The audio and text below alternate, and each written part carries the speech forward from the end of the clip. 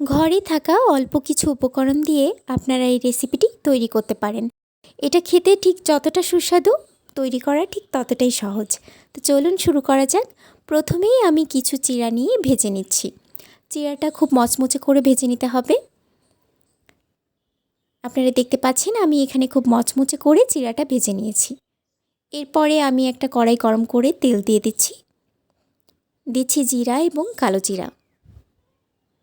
এবারে দিচ্ছি আদা রসুন বাটা এবং সামান্য পেঁয়াজ বাটা। এই পর্যায়ে মশলাটা একটু ভেজে নিয়ে এবারে আমি কেটে রাখা টমেটোটা পিউরি করে নিচ্ছি।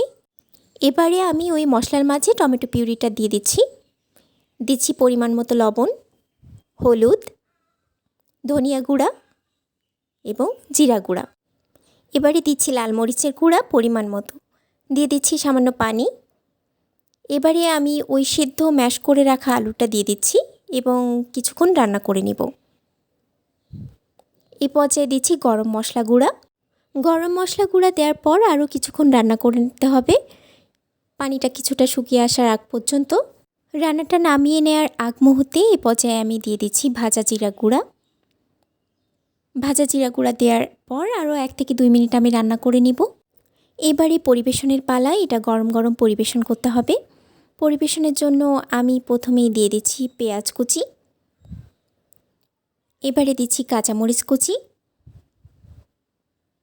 দিচ্ছি সামান্য লেবুর রস,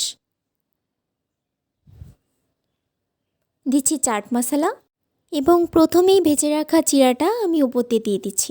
আমার এই রেসিপিটি যদি আপনাদের ভালো লেগে থাকে তাহলে কমেন্ট করে জানাবেন প্লিজ।